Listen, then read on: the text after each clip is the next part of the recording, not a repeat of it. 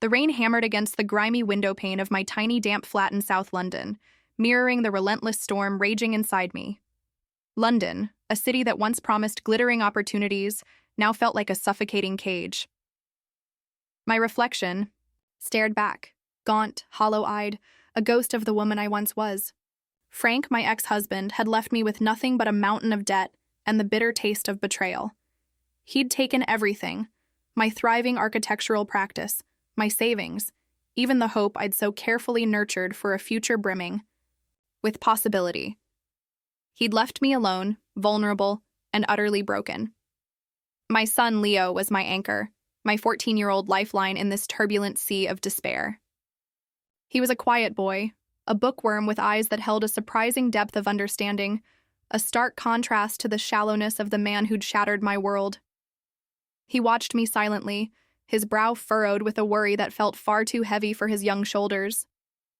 He didn't understand the intricacies of fraudulent business dealings and contractual loopholes, but he understood the pain etched onto my face, the exhaustion that weighed down my every movement.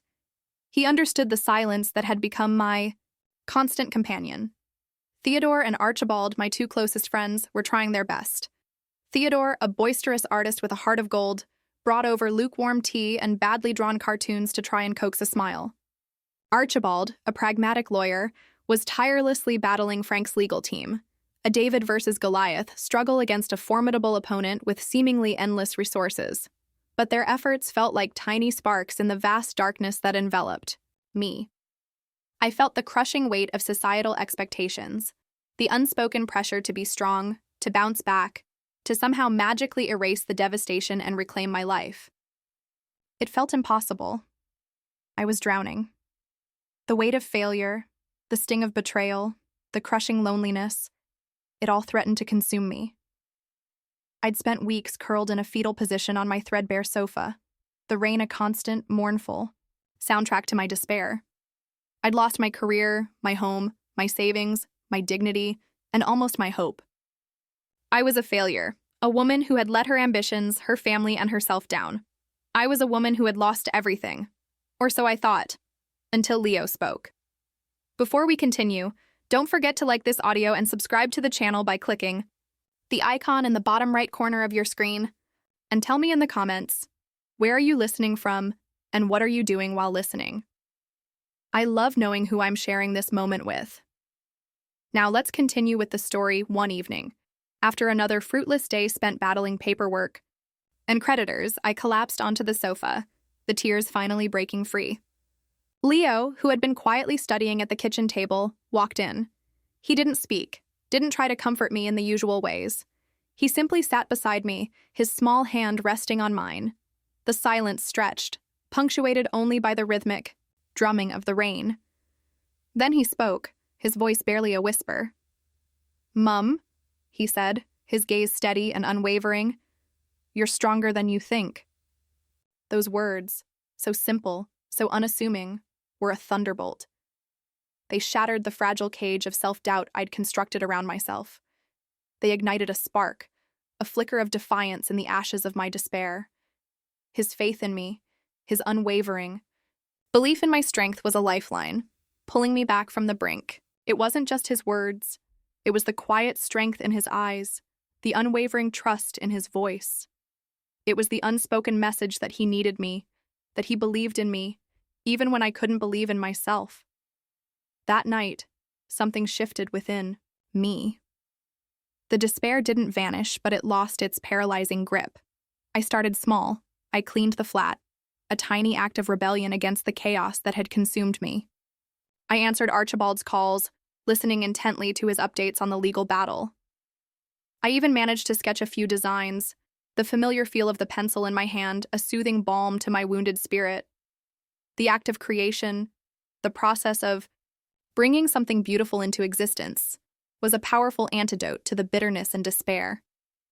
It was a reminder of the woman I was, the woman I could still be. Archibald's legal battle was a long and arduous one. Frank, with his team of ruthless lawyers, fought tooth and nail, using every legal loophole he could find to avoid responsibility. The process was draining, both emotionally and financially. Theodore, ever the optimist, kept my spirits up with his infectious laughter and his unwavering belief in justice. He helped me find a small, temporary studio space, a haven where I could escape the confines of my tiny flat and immerse myself in my work.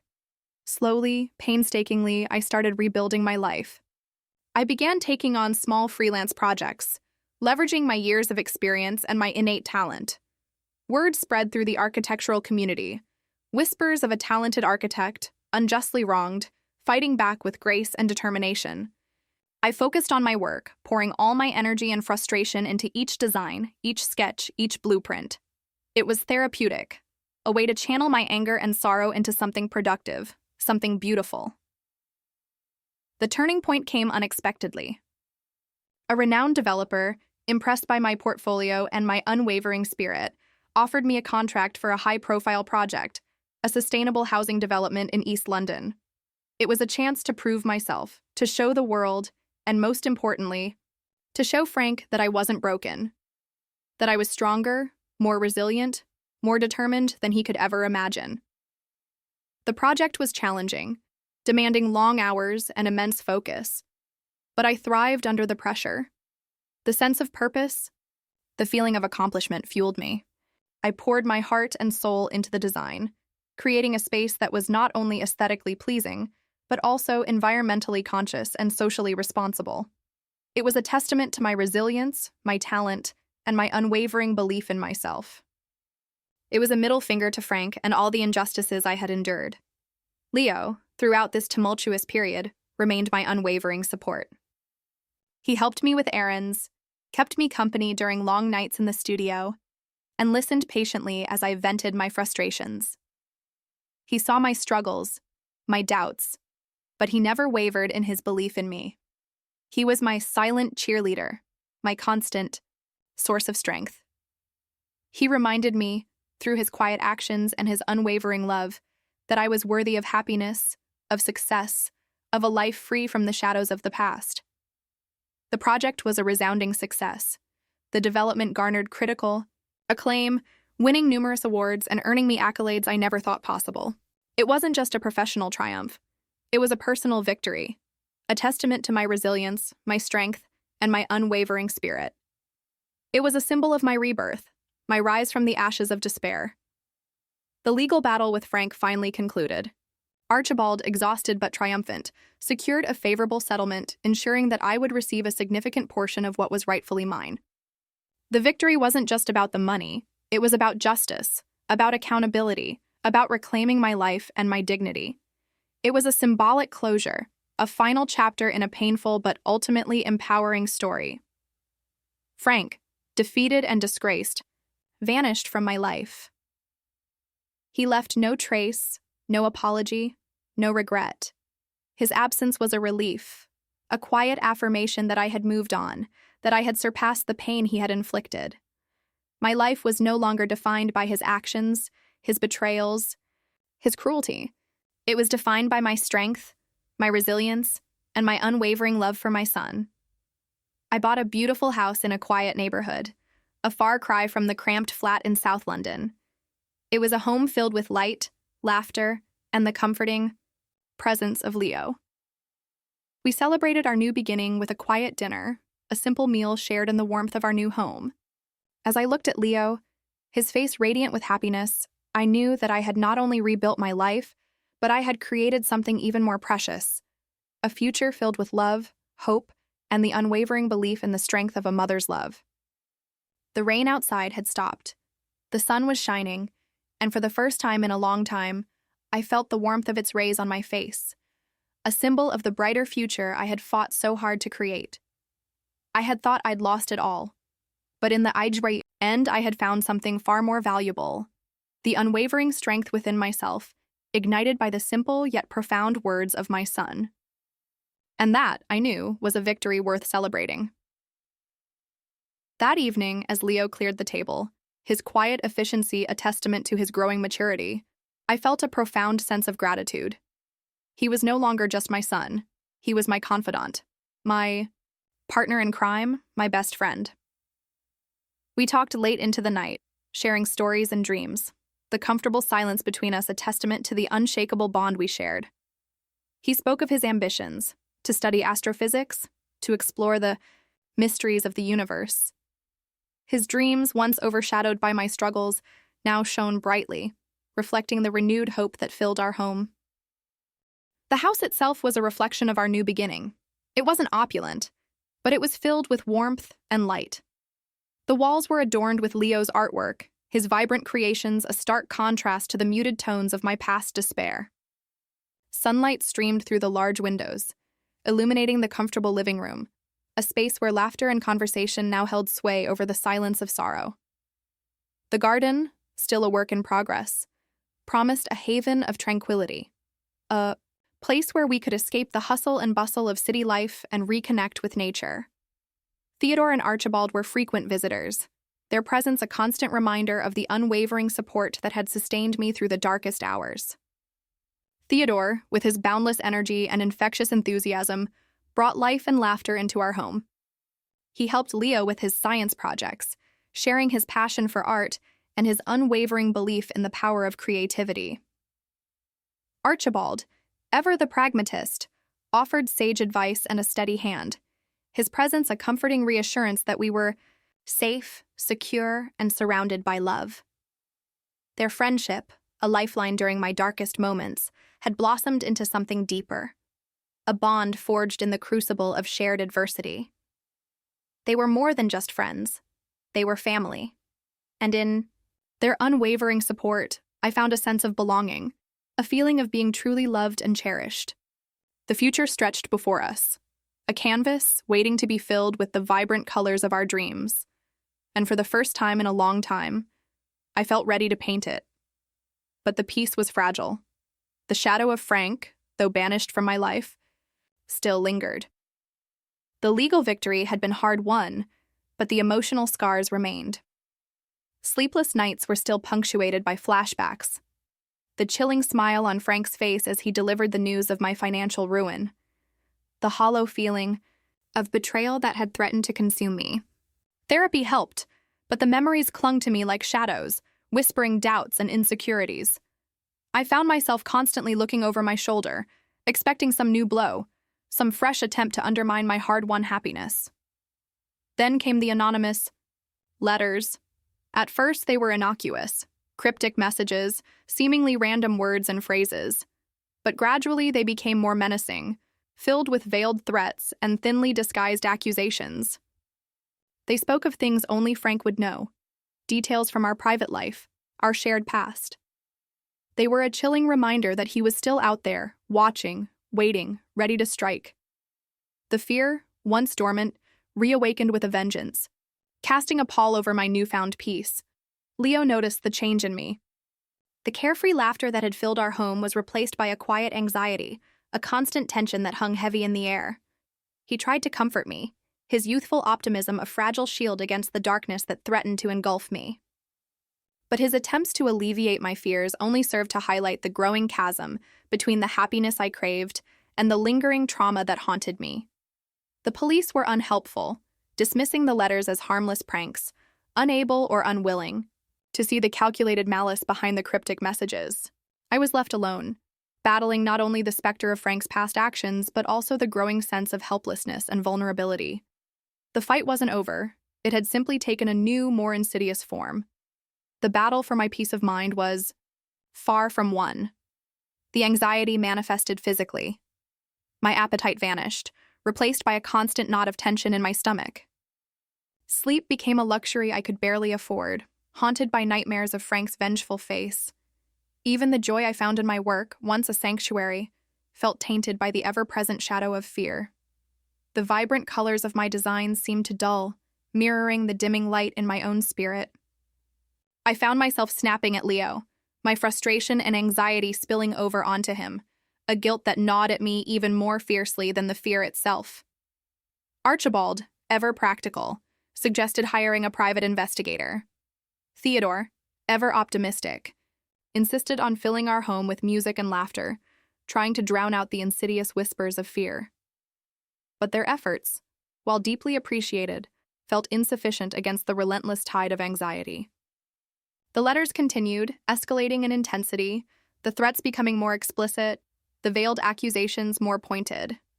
They weren't just anonymous, they were personal, designed to exploit my vulnerabilities, to chip away at the hard-won peace I had so carefully constructed.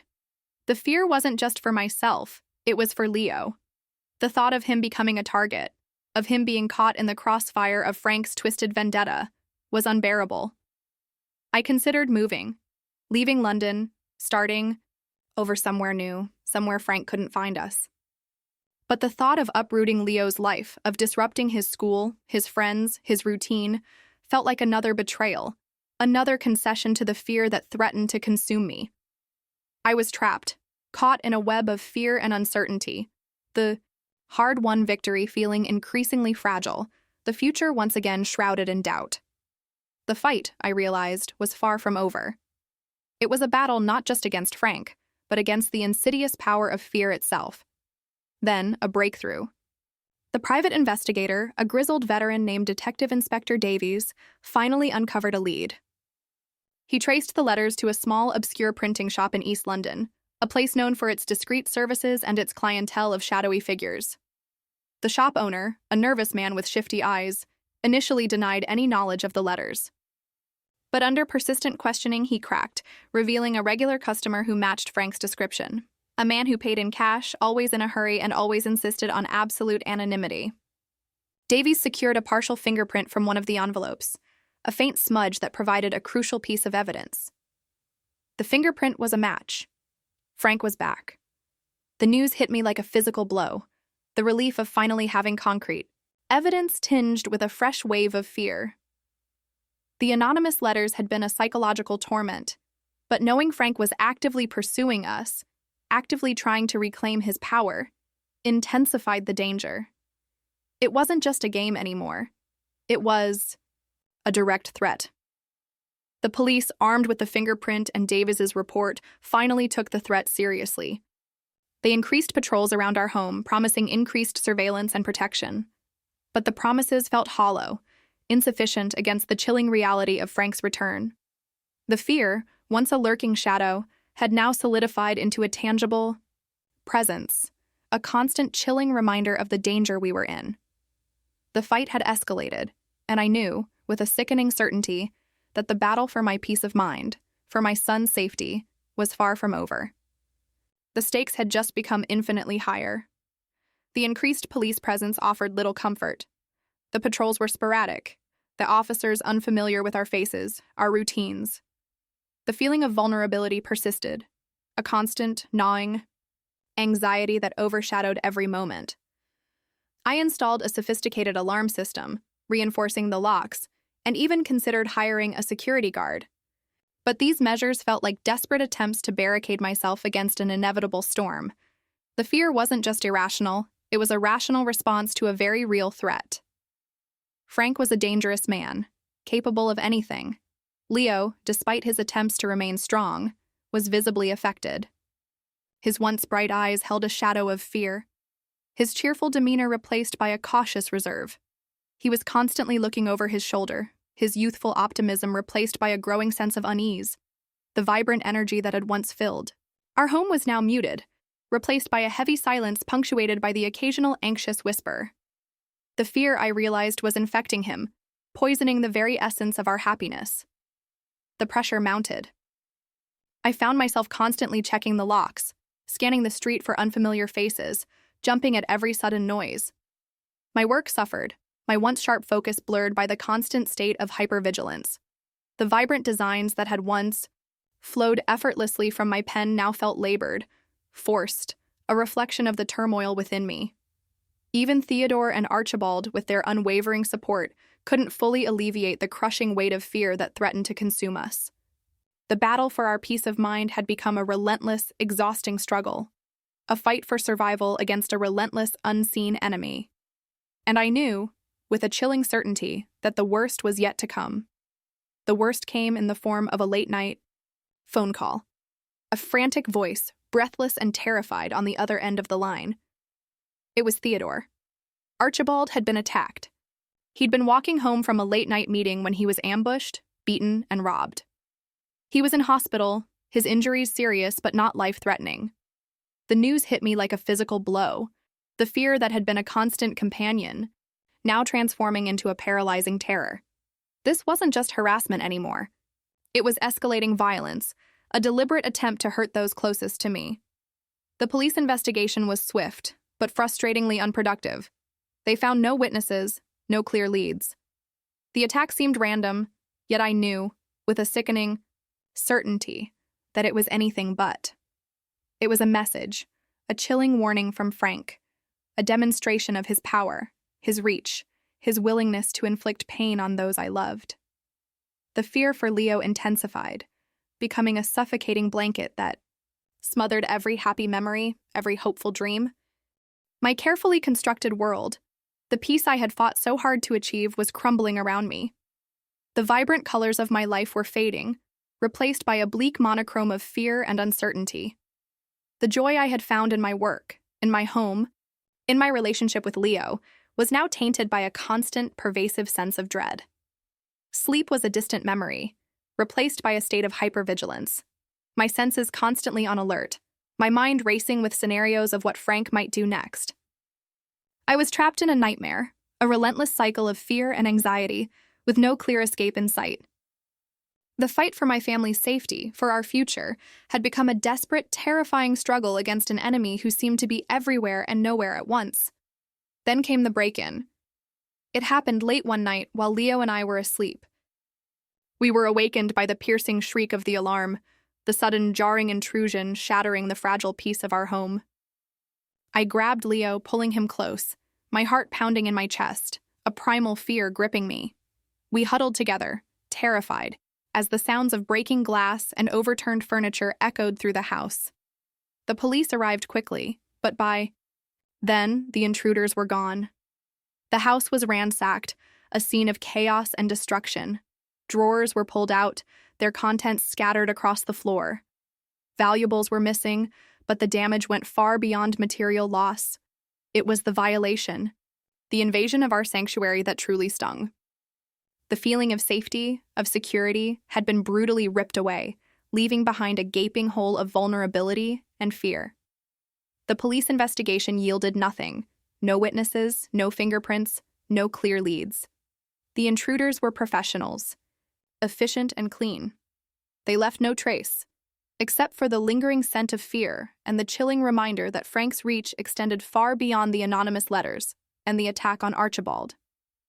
He was capable of anything, willing to do anything to inflict pain, to regain control, to reclaim what he had lost. This wasn't just a battle for my peace of mind anymore. It was a fight for survival, a desperate struggle against an enemy who had infiltrated our lives, our home, our very sense of security. The climax was approaching, and I knew with a chilling certainty that the confrontation was inevitable. The question was not if, but when, and I was determined to be ready. I spent the next few days in a state of heightened alert. Every shadow seemed to hold a threat, every noise a potential danger. I barely slept, constantly scanning the surroundings, my senses hyper-aware of any unusual activity. Leo, mirroring my anxiety, clung to me, his fear palpable. We barely left the house, the walls of our home feeling less like a sanctuary and more like a prison, a desperate attempt to protect ourselves from the unseen enemy that lurked just beyond our doors. The police, despite their assurances, offered little comfort. Their investigations yielded nothing, their reassurances feeling hollow and unconvincing. I knew I couldn't rely on them. I had to take matters into my own hands. I contacted Davies, the private investigator, pleading for his help. He agreed to meet me, his face grim, his eyes reflecting the gravity of the situation. He had a theory, a chillingly plausible explanation for Frank's escalating actions. Frank wasn't just seeking revenge. He was trying to force me into a corner, to push me to the brink of despair, to break me. Davies's theory was based on a piece of information he'd uncovered, a rumor, a whisper in the underbelly of London's criminal underworld. Frank, it seemed, was deeply in debt, facing imminent financial ruin. The break-in, the attack on Archibald, the anonymous letters, they were all part of a larger plan, a desperate attempt to force me to sell my newly acquired property, to give him access to the funds he desperately needed. It was a twisted, desperate gamble, a final, reckless act of a man on the verge of collapse. The confrontation, Davies warned, was inevitable, and it would be brutal. I knew, with a sickening certainty, that the time to fight back was now. Davies's plan was audacious, bordering on reckless. He proposed a trap, a carefully orchestrated confrontation designed to lure Frank out into the open. We would wait for him, armed with irrefutable evidence of his crimes, and we would let him make the first move. The risk was immense, the potential consequences devastating, but the alternative, living in constant fear, surrendering to Frank's reign of terror, was unthinkable. The plan involved Theodore and Archibald, both reluctantly agreeing to participate, their loyalty and courage a source of immense comfort in the face of such overwhelming fear. Theodore, despite his artistic temperament, proved surprisingly resourceful, creating a diversionary tactic to draw Frank's attention, while Archibald, his legal mind sharp as ever, prepared the necessary documentation to ensure Frank's immediate arrest. I, armed with the knowledge that my actions were not only for my own survival but also for the protection of my son and my friends, felt a surge of determination, a fierce resolve that surprised even myself. The night of the confrontation was tense, the atmosphere thick with anticipation.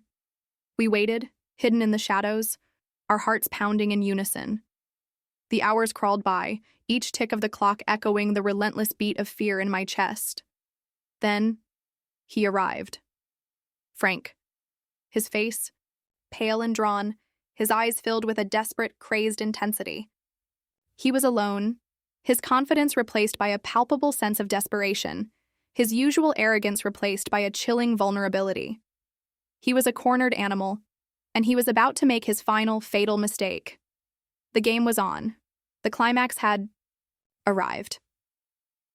He approached the house cautiously, his movements jerky and uncertain, a stark contrast to his usual swagger. He checked the locks, peered through the windows, his eyes darting nervously, his senses on high alert.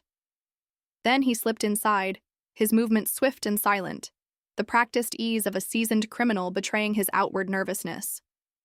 We watched from our hiding place, our hearts pounding in our chests, the tension palpable. Theodore, as planned, created a diversion, a carefully orchestrated commotion a few streets away, designed to draw attention and resources away from our location. The sirens in the distance were a symphony of controlled chaos, a soundtrack to our carefully orchestrated ambush. Archibald, meanwhile, was ready, his legal documents meticulously prepared, his phone poised to alert the police. Frank, oblivious to the trap, moved through the house, his movements swift and purposeful. He went straight to the safe, his desperation palpable. He was looking for something specific, something valuable enough to alleviate his financial woes. He didn't find it. Instead, he found Davies, who emerged from the shadows, his face impassive, his movements precise and controlled. The confrontation was swift, brutal, and efficient. Frank's desperate gamble had failed. He was surrounded, his reign of terror over. The police arrived moments later, sirens wailing, their arrival a triumphant crescendo to the carefully orchestrated symphony of justice. The nightmare was finally over. The arrest was swift and decisive. Frank offered no resistance, his defiance replaced by a stunned resignation. He was led away in handcuffs, his face a mask of defeat, the arrogance that had once characterized him completely gone. Watching him go, I felt a strange mixture of relief and emptiness. The fear that had consumed me for so long finally lifted, leaving behind a void where once there had been only terror. Leo, who had witnessed the entire confrontation from a safe distance, rushed to my side, his eyes wide with a mixture of shock and relief.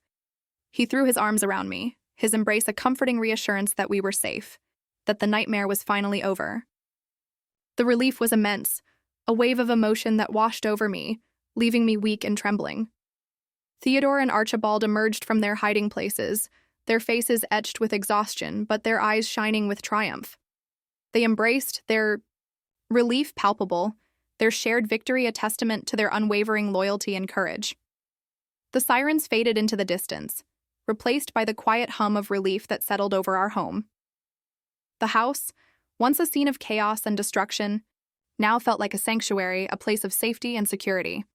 The battle was won, but the scars remained. The trauma, the fear, the relentless anxiety, they wouldn't vanish overnight. But for the first time in a long time, I felt a glimmer of hope, a fragile sense of peace that promised a brighter future. The fight was over, but the healing had just begun.